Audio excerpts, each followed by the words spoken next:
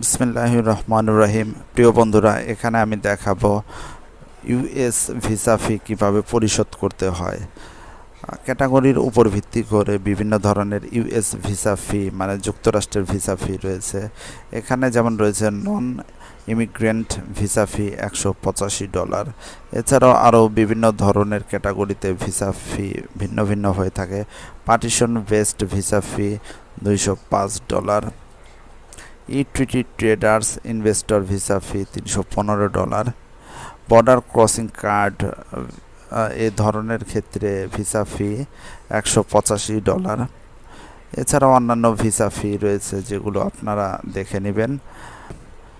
USA যাওয়ার জন্য এ ধরনের ভিসা ফি পরিশোধ করে যুক্তরাষ্ট্রে প্রবেশ করতে হয়। ভিসা ফি পরিশোধ করা বাধ্যতামূলক। তবে বলা রাখা ভালো, বাংলাদেশে ভিসা ফি প্রদানের ক্ষেত্রে বিভিন্ন ধরনের সমস্যা রয়েছে। যেমন $300 উপর ভিসা ফি প্রদান করতে বাংলাদেশ ব্যাংকের অনুমোদন নেই।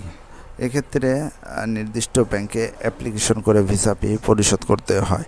এখানে দেখুন, immediate relative and family preference অ্যাপ্লিকেশনের জন্য $325।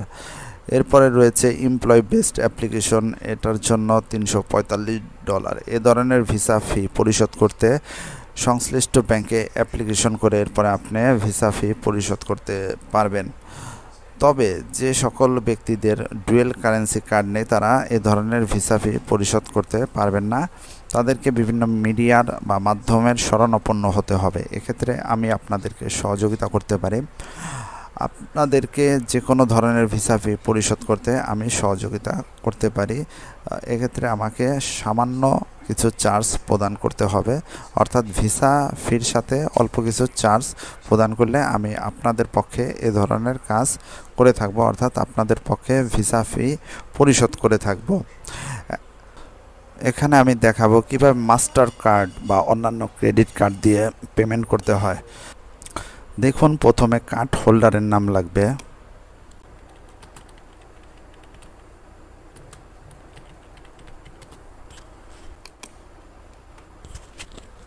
এরপরে অ্যাকাউন্ট নাম্বারটি বসিয়ে দিলাম।